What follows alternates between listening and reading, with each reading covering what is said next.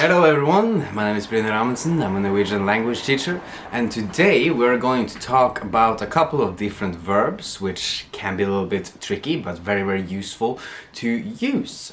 That's going to be the verbs å bli and the verb å være, right? So, and when to use them. So the important part here is to make sure you focus on the function of the verb rather than the translation of these two verbs.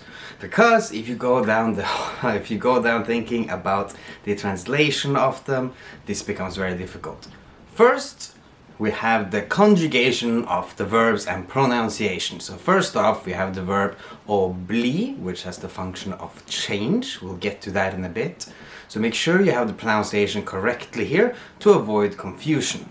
So first off, å bli, blir. Remember to hit that R, blir, right?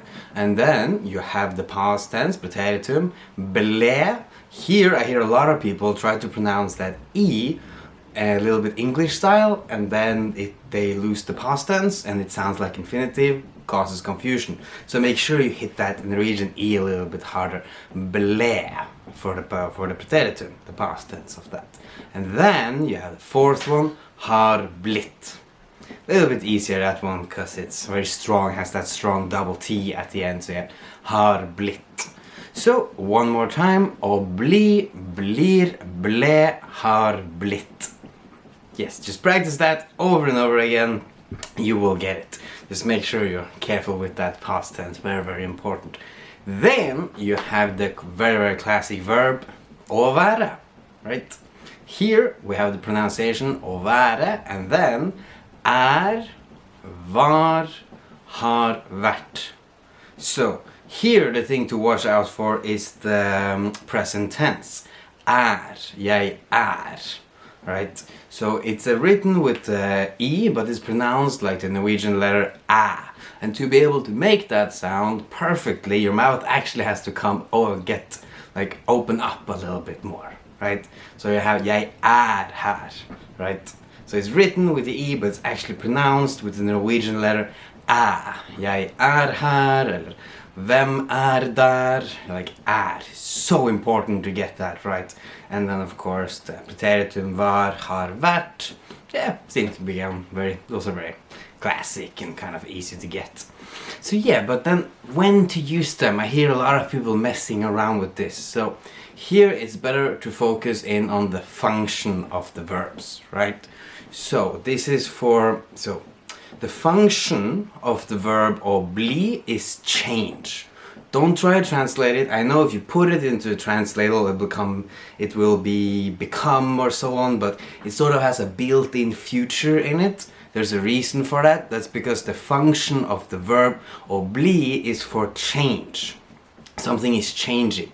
That's why you're going to hear that a lot of times Norwegians will use it.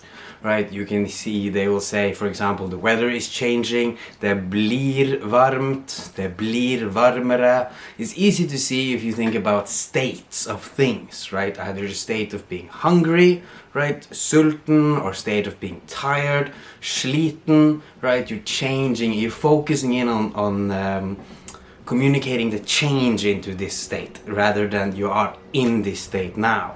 So for example, jeg blir sliten, you're like getting tired now, like right, okay? Or you got tired, you want to focus and tell the person that you changed into this state in the past tense, ble sliten, ble sulten, right? Then that becomes very simple. And then you have the other verb, å være, which is for it's now. It's like your state currently. It's not change, it's just what you are now. So you have, for example, jeg sliten means that you are that now, you're not changing into that state, you are there already.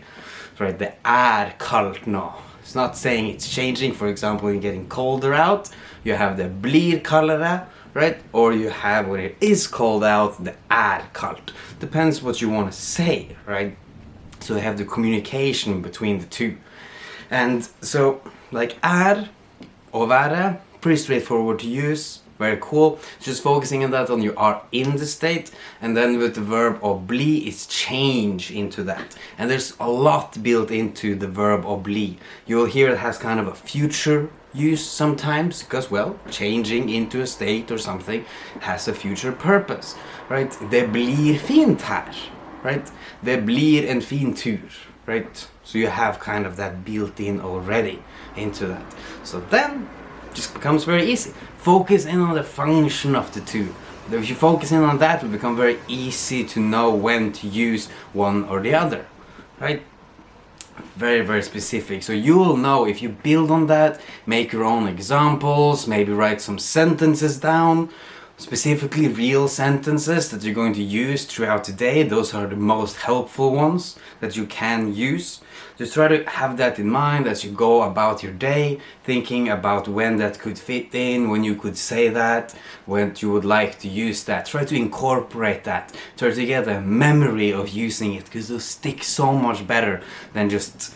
You could do all these exercises in the exercise book, but it's much stronger if you write down your own sentences, real ones. Maybe you can think about what you're thinking about today, right? Right now as you're watching this video, are you changing into a certain state, right? Jag blir sliten, eller yes, or pretty much jag blir bättre på norsk, right? Have all of these different things.